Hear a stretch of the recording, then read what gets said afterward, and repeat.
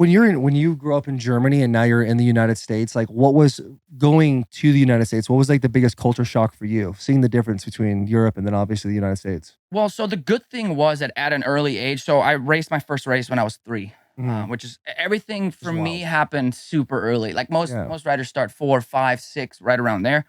But everything was super early for me. So I started traveling all throughout Europe at an early age as well. I started riding German championship and then European championship, at a really early age. So I was kind of used to going different countries because I guess it'd be like going from California to Nevada. I was going from Germany to France. Yeah. And it's a total different culture. So I was used to that. Having said that, coming over for the first time ever was 2005, actually. That's when my parents and Suzuki back then surprised me, actually. We showed up at this property and, I'm getting dressed and everything, and I'm starting riding. There's supercross tracks, outdoor tracks, like multiple tracks on a property. And so that was, first time in the US, it was all new to me. Like the big tracks, big compounds, and everything wasn't normal. So I'm riding and riding, and I come back and I see somebody with a number 4 ripping on a supercross track, and it was Ricky. No Carmichael. shit. Had no idea. My parents surprised me. And that was my first encounter with Ricky. And then sure enough, down the road, let's say, 10 years later, I started racing for his team. Yeah. And just wild to think about, right? So, anyways, when I first came over to the US, I just think we were a little bit thrown in the deep end. I didn't have much Supercross experience, right? So we came over here, started racing for Roger DeCoster, which is like the ultimate top level thing that you can do, right? And I had that in with KTM, and the big switch was going on. But overall, like I was new to Supercross, the bikes, the suspension setups, and I went from living on a property to do whatever I want to do to living into an apartment, Mhm. and then trying to, grocery shopping. Like it's just things you don't realize until you're actually thrown in the deep end.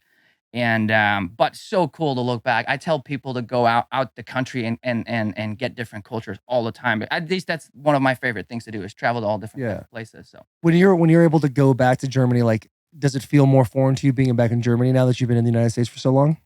at this point, it hasn't been too bad because within the last couple of years, I went back a few times, only just for a few days at a time, but at least I was there more frequently. Mhm. And that made it feel a lot more like, hey, it starts feeling a lot more familiar again. And I wouldn't say that when I go there that that's home in a sense, yeah, because of friends and I like food and I love German food and everything.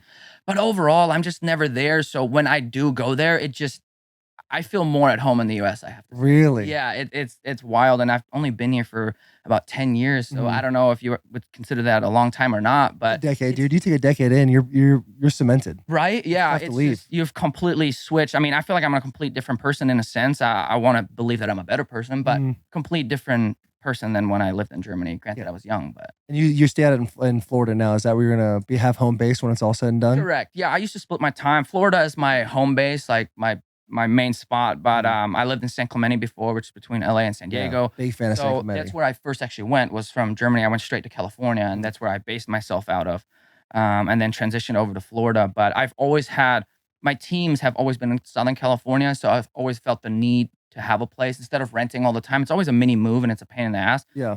So, but we did end up selling last year throughout summer just because you know how the market was, like make some good money with it. It wasn't planned at all. So for right now, I have no house in California. We're kind of everything has changed within the last few months in a good way, like in a super cool way. I think Yeah. it was needed for me personally, and yeah. So life's been good though. That's awesome, man. I'm happy for you. Being going back to when you were started racing when you were 3 years old.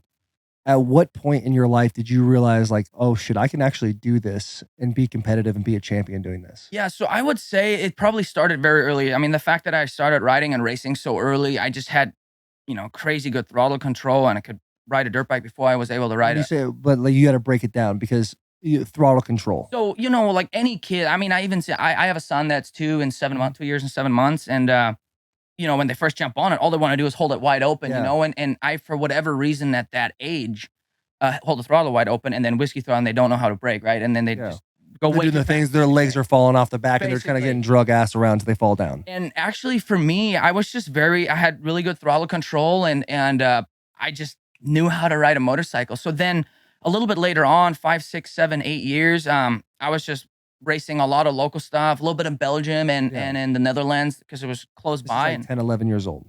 no, that was earlier than that. So then, when 8, 9, 10 is when I started racing German Championship, and with Gotcha. that came some of the European Championships because the German Championship was actually an international championship. So it wasn't just Germans riding there. We had people come that I actually would in the world championship would actually still race today. Like we have this group of people that I've raced against since I was super little that are still racing at this point, Mm. which is so rad to see because it's so long ago when we were little kids, and now I'm almost 30.